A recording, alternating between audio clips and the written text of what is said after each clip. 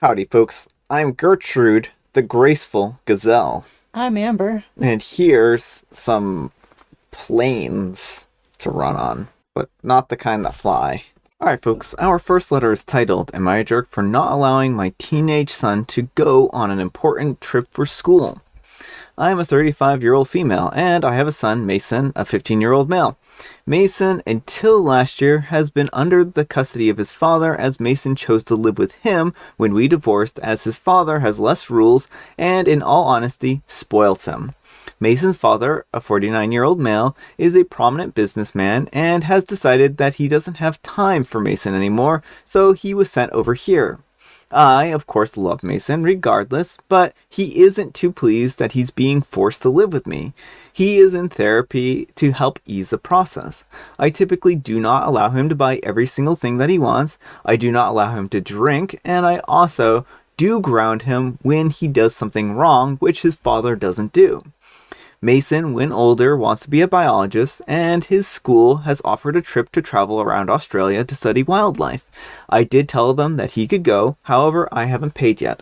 Yesterday, when out shopping, we saw a homeless man on the street asking for money. I took out my wallet when Mason called him a drug addict who is dirty and should get a job, and then proceeded to say cruel words. I was appalled completely. I told him to apologize, but he tried to spit on the man, who then I gave $50 to, as I felt horrible for what Mason had done. I told Mason that he was not allowed to go on his trip as punishment, as the trip is $10,000 and he doesn't know the value of money or hard work and has a classist attitude. Instead, he will be volunteering while the rest of his friends go on a trip, as he has a terrible attitude. He called his father, and his father is now very upset with me and trying to convince me to allow Mason to go, and Mason is calling me the worst mother in the world. Alright, folks, what do you think? Worst mother in the world or not? Not the worst mother in the world. I mean, it's unfortunate that this kid's been spoiled for this long. You know, it's clearly he doesn't have a very good attitude, a very problematic attitude. The way he treats other people is very, very not okay. Yeah, I just don't understand why OP and her husband divorced. I know, right? It doesn't make any sense here. I don't think OP is the jerk. I think that her son needs to learn some manners, and it just goes to show that money doesn't buy class, right? He did this horrible thing. He said these horrible, mean, cruel things, and he doesn't have a job. Right. He's not out working and earning money. Yeah, like he's never worked for anything, it sounds like. His dad just hands him everything. And so it's so frustrating that he'd then say to someone else, oh, you just need to work and all that sort of stuff. You're a bad person. And I think having him volunteer, being voluntold, is a good thing because it's going to show him the value of good hard work, which is something that he said that this other person should do.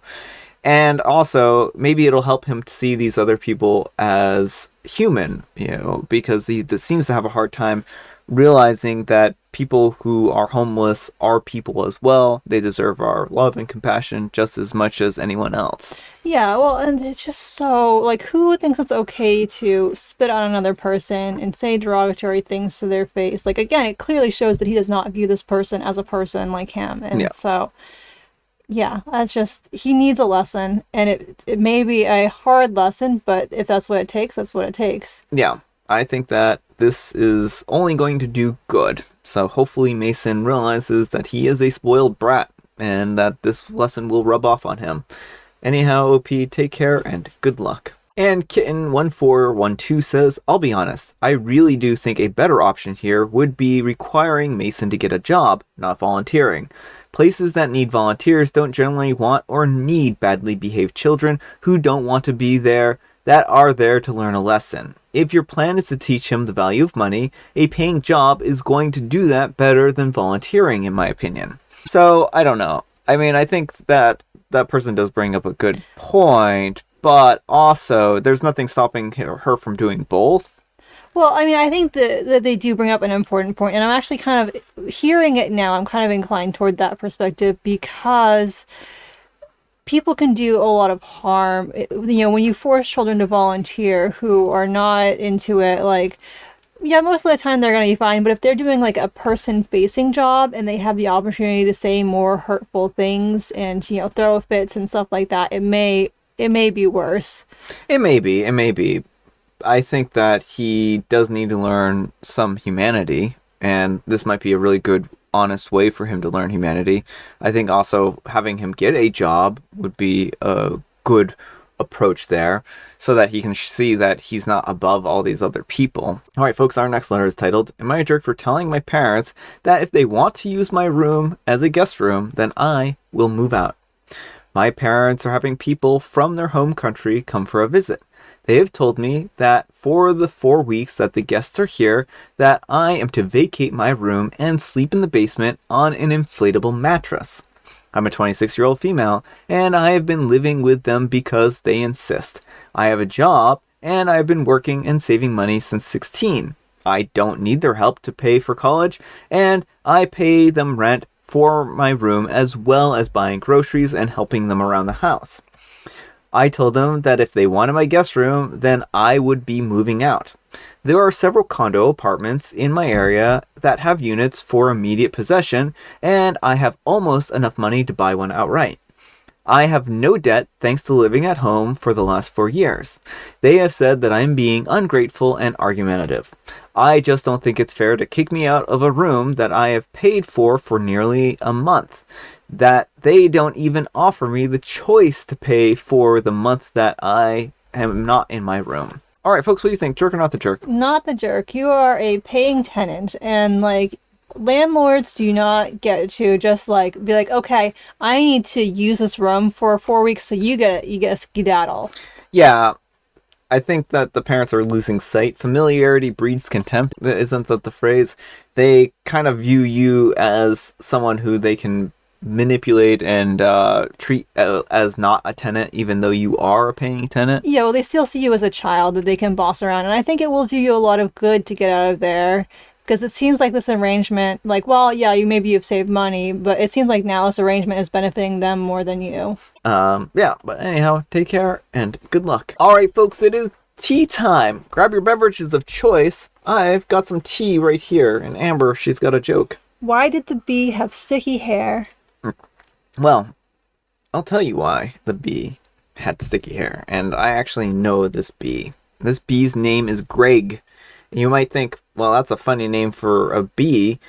It's actually a drone, and it's not one of the worker bees. It's one of the drones, and Greg had sticky hair because he decided to raid one of the little honey cells, and he got the honey all over him, and then he made a giant mess, and he started trailing the honey around, and the other worker bees got really upset at Greg, and they're like, Greg, you're always doing this nonsense. Will you please just not make a mess? We don't want to live. This is why we're kicking you out, Greg.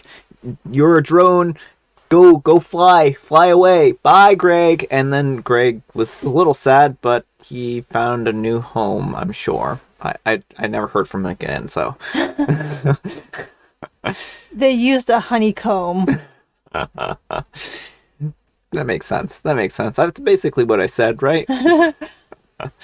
And I have Mega Mint. Here's to you, Greg. All right, folks, that's all the time we have for today. Thanks so much for watching. Happy Monday, Manic Monday. I hope your week is starting off all right. I have today off tomorrow because it's tonight.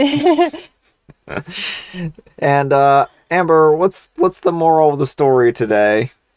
I mean, I think one moral would be that if you are a paying tenant in your parents' house and your parents try treating you like a kid, it's probably best to move out. Yeah. And my moral is treat other people with respect and kindness. Oh yeah, I like that one. I sign on to that. Thanks so much for watching, and we will see you all tomorrow. Bye.